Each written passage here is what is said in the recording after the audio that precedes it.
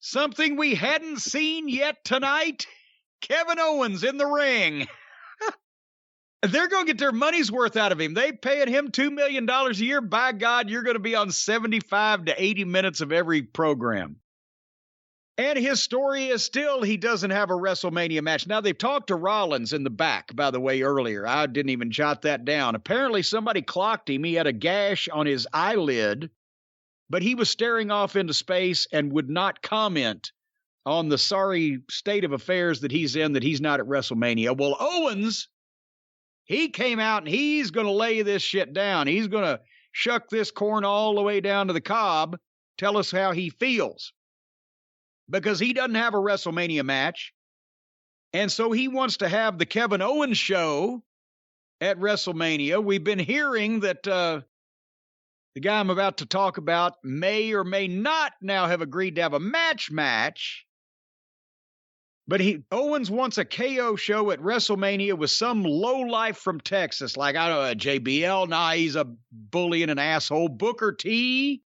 No, say he's not even really from Texas. He spent half his life in a team called Harlem Heat. That was a good point.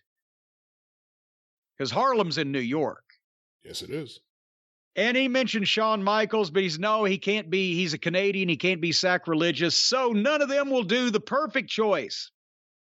The broken down shell of his former self, living on his past glory, drinking beer all day. People came up for that. Redneck, bad knees, etc. Builds up to saying, I want to, on the Kevin Owens show, Stone Cold Steve Austin, and throws the microphone down. And the announcers go, oh my God. And of course the people pop when Austin's name is mentioned. You know, when you, in a wrestling arena, the phrase Stone Cold Steve Austin gets about the same response as free money. So they cheered, but Brian,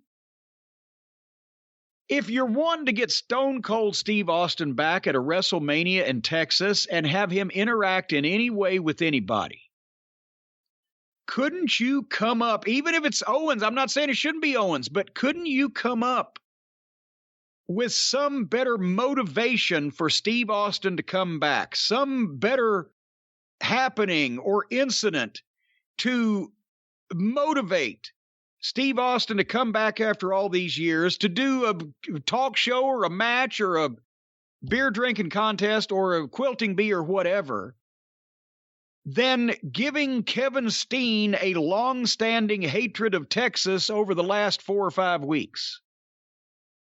No, this is as dumb as it can get. Just him randomly ranting about Dallas for a month, leading to Steve Austin to come back to defend the honor of Dallas? I'm not exactly sure what the point of this is.